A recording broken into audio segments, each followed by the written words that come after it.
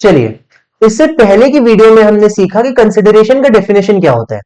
Consideration revise करने के लिए एक बार हम उसके डेफिनेशन को वापस से देख लेते हैं।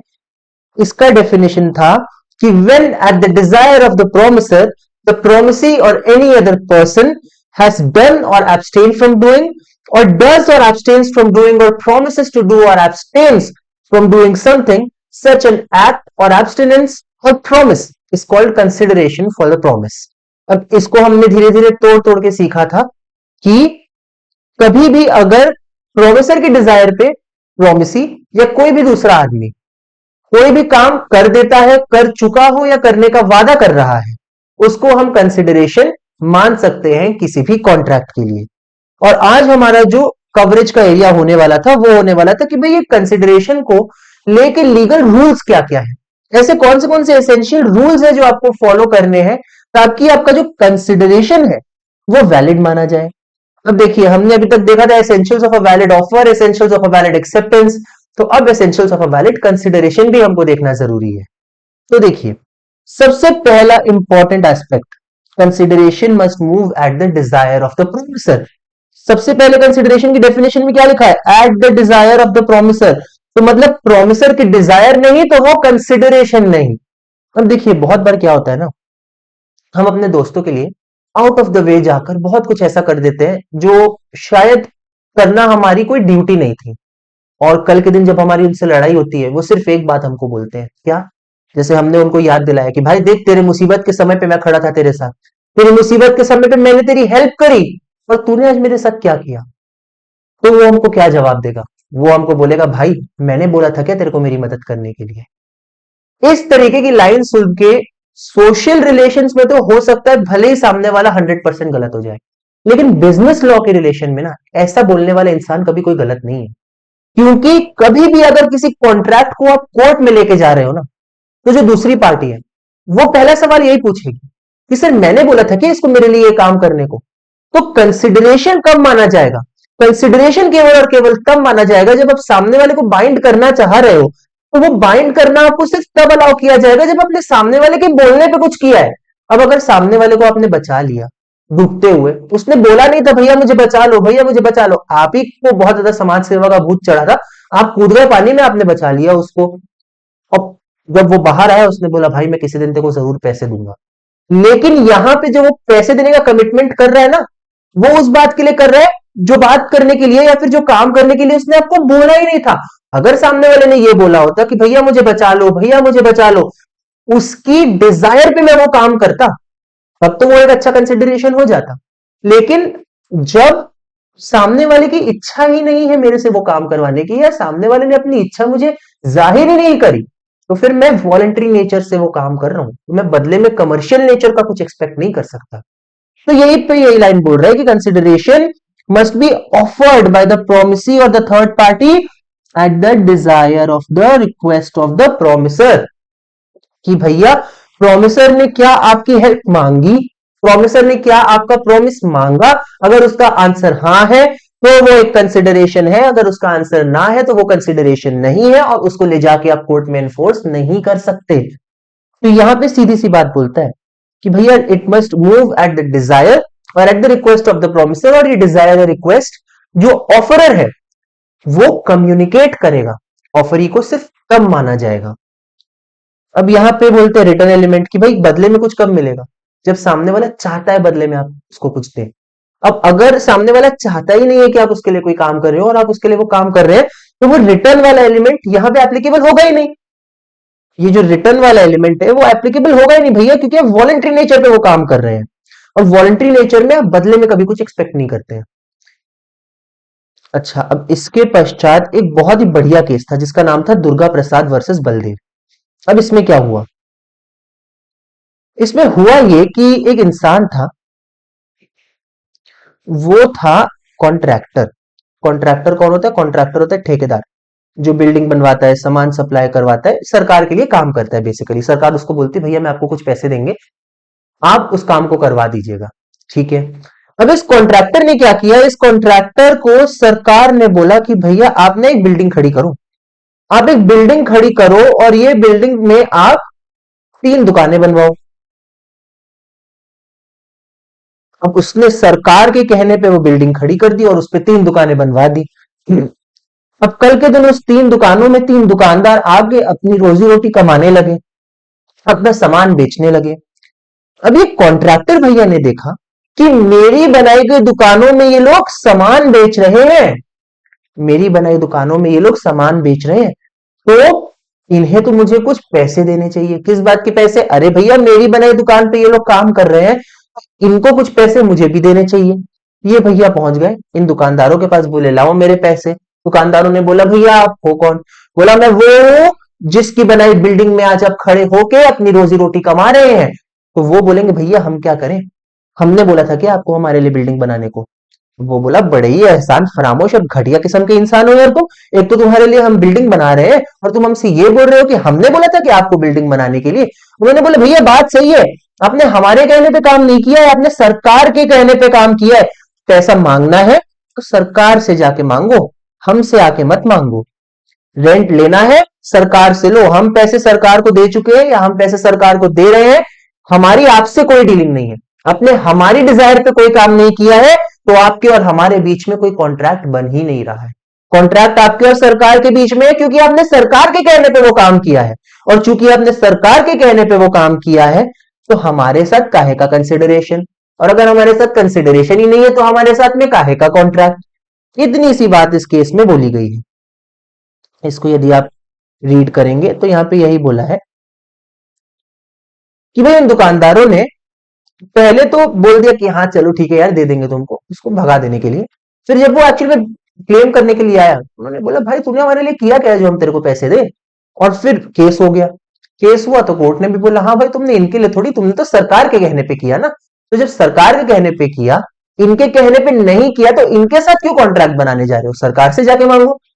यही केस था कि भाई consideration must move at the desire of the promisor. अगर प्रोमिसर नहीं बोलेगा तो आप जो कर रहे हो वो एक वॉलंटरी एक्ट है, और उस एक्ट का कोई भी आपको बेनिफिट या हर्जाना देने का ऑब्लिगेशन ऑफरी पे नहीं रहेगा। छोटी सी बात है। फिर कंसिडरेशन में मूव फ्रॉम प्रोमिस और एनी अदर पर्सन, उसी डेफिनेशन को तोड़ तोड़ के प्रेजेंट किया गया है।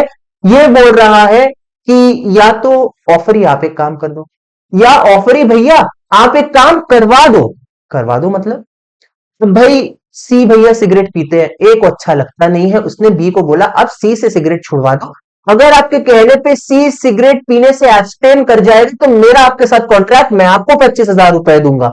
अगर ऐसी कोई अरेंजमेंट हो जाती है ना, तो यह कंसिडरेशन बी की तरफ से नहीं आ रहा है, वो एक्ट बी की तरफ से नहीं आ रहा है, एक्ट सी की तरफ से आ रहा है। और सी ने वो एक्ट किया इसलिए बी को पैसे मिल रहे हैं और इसलिए बी के साथ कॉन्ट्रैक्ट बन रहा है।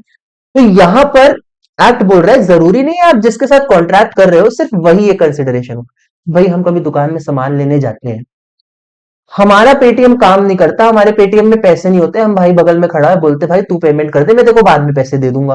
तो भाई हमारे बिहाफ पे पेमेंट कर रहा है तो लेकिन कॉन्ट्रैक्ट तो मेरे और दुकानदार के बीच में ही बना ना, पेमेंट करने वाले और दुकानदार के बीच में तो कॉन्ट्रैक्ट नहीं बन गया। सामान मैंने खरीदा, पेमेंट कोई और कर रहा है पर मेरे बिहाफ पे ही कर रहा है ना, मेरे कहने पे ही कर रहा है ना। तो जब ऐसा कुछ हो रहा है तो वो कहते हैं कंसिडरेशन या तो प्रोमिसी खुद दे सकता है या प्रोमिसी की जगह कोई और दे सकता है। एबीसी वाला एग्जाम्पल, ए को नहीं पसंद सी सिगरेट पिए, उसकी बात नहीं जानता वो, उसकी बात नहीं अच्छी लगती है सी को, तो उसने बी को बोला भाई आप समझाओ ना, इससे सिगरेट छुड़वा दो 25,000 मेरे से ले जाओ। तो इतनी सी बात है कि कंसिडरेशन या तो प्रोमिसी खुद कोई काम करे कि भैया आप और मैं आमने सामने खड़े हैं, आप ही ने वो काम करना है, तो वो हो जाएगा कंसिडरेशन मूविंग फ्रॉम प्रोमिसी। और आपने ये काम करवाना है किसी से या किसी और ने आपके बिहाफ पे वो काम कर देना है मेरे लिए, तो वो भी कंसिडरेशन हो जाएगा। यहां पे बोल रहा है कंसिडरेशन में प्रोसीड फ्रॉम अ प्रोमिसी और any other person who is not a party to the contract. जरूरी नहीं है उस इंसान का कोई भी लेना देना हो, उसको क्या फर्क पड़ता है, जो इंसान पेमेंट कर रहा है आपके लिए उसको क्या फर्क पड़ता है कि आप बंदूक खरीद रहे हो, कि चाहे आप कोई म्यूजिकल इंस्ट्रूमेंट खरीद रहे हो, कि आप फोन खरीद रहे हो, उसको कोई मतलब नहीं है। उसको सिर्फ इतना मतलब है कि उसने आपके बिहाफ पे सामने वाले को पेमेंट किया है। और यहां पे वो बोल रहा है कि that person is a stranger to contract, वो अनजान इंसान है, वो सिर्फ पेमेंट करने के लिए आया है, उसका कॉन्ट्रैक्ट से कोई लेना देना नहीं है। बोला कि कंसिडरेशन जो है ना वो किसी स्ट्रेंजर से आ सकती है, वैलिड वो फिर भी मानी जाएगी। अच्छा, इसके बाद आता है एग्जीक्यूटेड एंड एग्जीक्यूटरी कंसिडरेशन। अब इसका क्या अर्थ है?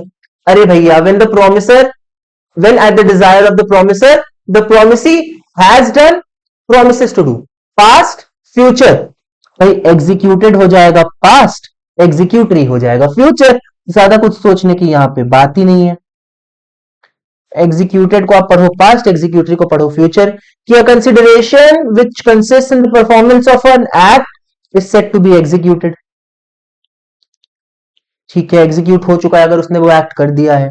अगर कोई प्रॉमिस है तो वो एक एक्ट करने वाला है, मैं वादा करता हूं मैं आपसे वो एक्ट करूंगा, तो वो कंसिडरेशन के तौर पे मेरे को वादा दे रहा है, वो एक्ट नहीं दे रहा है।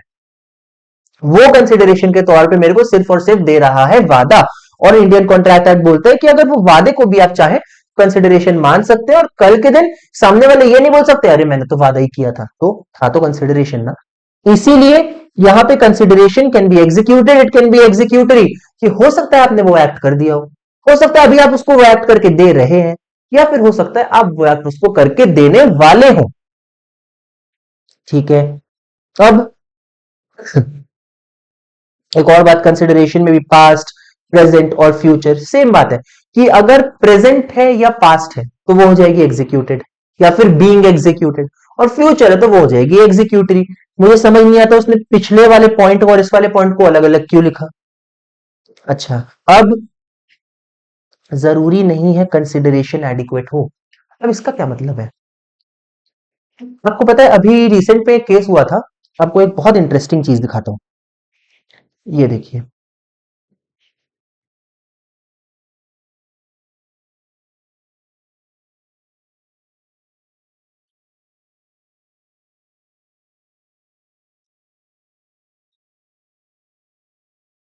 ये देखिए, अब इस केस का मैं आपको बताता हूं बैकग्राउंड क्या था।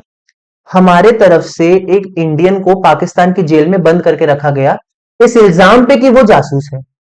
अब केस गया इंटरनेशनल कोर्ट में। इंटरनेशनल कोर्ट में भारत के सबसे प्रसिद्ध वकीलों में से एक मिस्टर हरीश साल्वे जी ने अपनी पूरी खून पसीने की मेहनत वहां पे लगा दी।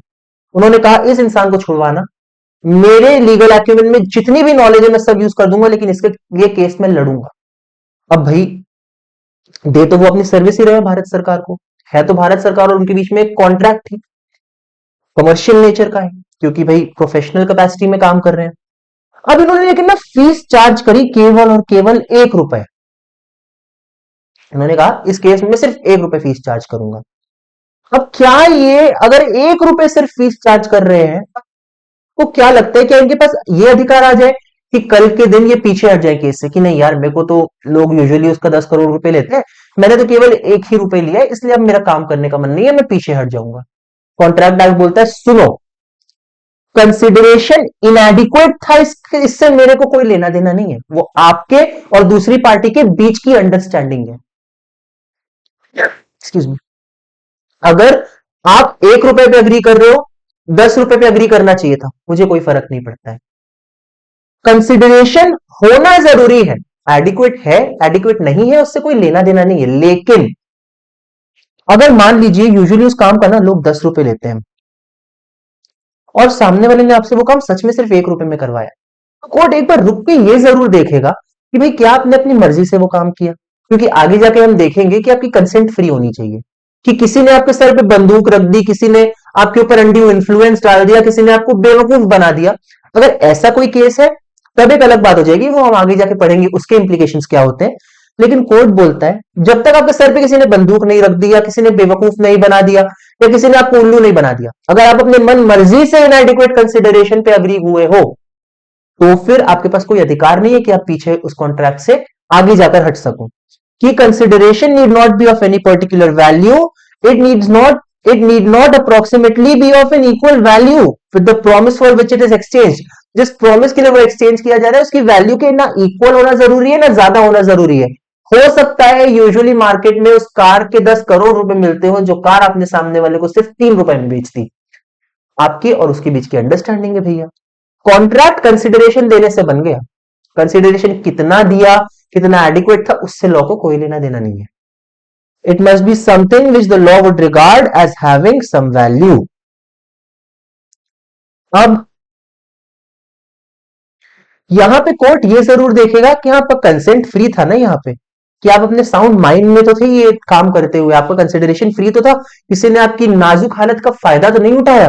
अगर ऐसा नहीं है, आपका कंसेंट अगर मैं बोलूं फ्री है, तो उस केस में कंसिडरेशन हमेशा एडिक्वेट होना जरूरी नहीं है। इनएडिक्वेट कंसिडरेशन में भी एक वैलिडली एनफोर्सेबल कॉन्ट्रैक्ट बनवाया जा सकता है।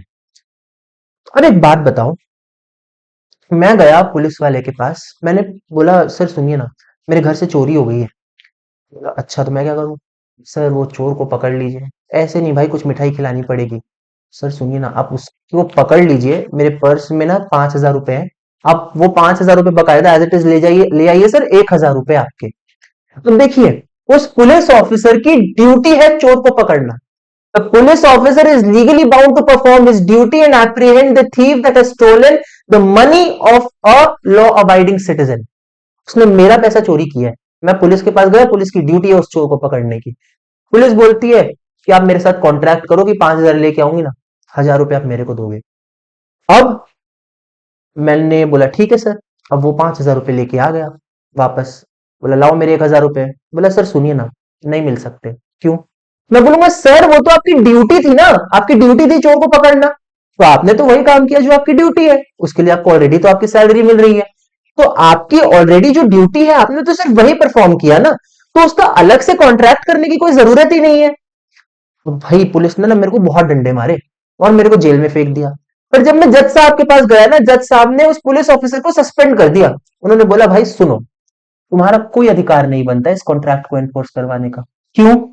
क्योंकि भैया आपकी लीगल रिस्पॉन्सिबिलिटी थी, आपको अगर पैसे नहीं भी मिलते तो भी आपको उस चोर को पकड़ना ही पड़ता, नहीं पकड़ते तो भी आपकी नेग्लिजेंस ऑफ ड्यूटी आती ही। तो कोई ऐसा काम जो करना मेरी ऑलरेडी लीगल ड्यूटी है वो कभी कंसिडरेशन नहीं हो सकता। क्यों? क्योंकि प्रोमिसर की डिजायर पे मैं वो काम नहीं कर रहा हूं, वो काम मैं इसलिए कर रहा हूं, वो काम करना क्योंकि मेरी ड्यूटी है जो लॉ ने मुझे करने के लिए बोला है। तो यहां पर इस केस में if I am legally bound to perform something and I enter into a contract to perform that very act and the consideration is that very act, it cannot be considered as a contract, it cannot be considered as a consideration. अच्छा, इसके बाद real होना चाहिए, illusory नहीं होना चाहिए। इसका क्या मतलब है? भैया आप गाने बजाना बंद कर दो, या फिर भैया आप मुझे कार बेच दो, मैं आपके लिए चांद सितारे तोड़ लाऊंगा, या मैं आपके लिए प्रभु श्री राम को धरती पे इनवाइट कर दूंगा कि प्रभु आप प्लीज धरती पे आके इनको आशीर्वाद दीजिए। सर आपको कंसिडरेशन ऐसी देनी है जो एग्जिस्ट करती है। ऐसा नहीं है कि आपने कोई भी उल्टी सीधी बात, मैं यूनिकॉर्न ले आऊंगा, मैं आपको एक ऐसी करेंसी दे दूंगा जो एग्जिस्ट ही नहीं करती है। रियल होना चाहिए, मन गढ़ंत कंसिडरेशन नहीं होनी चाहिए कि लॉ उसको कोई वैल्यू देना चाहिए, हो सकता है आपके लिए बहुत वैल्यू हो उसकी, लेकिन भैया लॉ की नजर में भी उसके लिए वैल्यू होनी चाहिए। और अगर वो लीगली या फिजिकली इम्पॉसिबल है तो वो कंसिडरेशन नहीं माना जा सकता कि भाई मैं जादू करके खजाना प्रकट कर दूंगा अगर तुम मेरे को 10,000 रुपए दोगे तो। कोई कॉन्ट्रैक्ट नहीं है ये। उसके बाद consideration must not be unlawful, immoral और अपोज टू पब्लिक पॉलिसी। मतलब भैया आप मेरे को 10,000 रुपए दो, मैं उस इंसान को ठोक दूंगा आपके लिए, गोली मार दूंगा उसको मैं। वो बोलेगा भैया ठीक है मार दो गोली उसको। फिर वो पैसे देने से मना कर दिया, कोर्ट गया, तो बोला सर मैंने इसके कहने पे सामने वाले का मर्डर किया है और ये मेरे को पैसा नहीं दे रहा है। कोर्ट बोला पैसा भूल जा तू, अपनी आजादी भी भूल जा। क्यों? भाई कंसिडरेशन अनलॉफुल नहीं होना चाहिए। अगर कंसिडरेशन अनलॉफुल है, कॉन्ट्रैक्ट एक्ट साफ साफ ये बात बोलता है कि भाई अगर कंसिडरेशन अनलॉफुल है ना, आप उसको एनफोर्स नहीं करा सकते, क्योंकि ऐसे तो फिर जितने भी क्रिमिनल भाई हफ्ता वसूली वाले लोग हैं ना, वो लोग कोर्ट में आ जाएंगे और मासूम लोगों से पैसे वसूलते रहेंगे। इमोरल नहीं होना चाहिए, ओपोज टू पब्लिक पॉलिसी नहीं होना चाहिए। अब इमोरल क्या है, ओपोज टू पब्लिक पॉलिसी क्या है, वो केस टू केस डिपेंड करता है। लेकिन अनलॉफुल क्या है ये हम कॉन्क्रीट तरीके से समझ सकते हैं कि भाई लॉ ने उसको मना नहीं किया होना चाहिए कि only presence of a consideration is not sufficient, it must be lawful. तो offer plus acceptance plus consideration, offer plus acceptance plus lawful consideration, ये 3 सीढ़ी चढ़ के अब फिर हम चौथी सीढ़ी की तरफ जाएंगे। उसको भी अभी थोड़ा सा टाइम है, अभी 1-2 टॉपिक्स आपके बचे हैं बस, उस पे भी हम लोग 1-2 वीडियोस में आ ही जाएंगे। अब essentials of a valid consideration क्या क्या था कि it must move at the desire of the promisor, it may move from promisee और any other person, it can be executed, it can be executory, it can be past, it can be present, it can be future, it need not be adequate, and the person should not be legally bound to perform something, or it must be real and not illusory, and it must not be unlawful, immoral or opposed to public policy. इतना सा coverage है essential elements of a valid consideration का, और आपका chapter almost complete हो ही गया है। बस दो छोटे छोटे टॉपिक्स बचे हैं जो हम लोग अगली वीडियो में और उसके अगली वीडियो में कंप्लीट करके खत्म कर देंगे। इसके बाद तो इसके पहले के जितने भी आपको चीजें पढ़ाई गई है प्लीज उसको रिवाइज करते जाइए, क्योंकि बिना रिवीजन के एग्जाम में बैठने का कोई सेंस नहीं है, ना पढ़ने का सेंस है।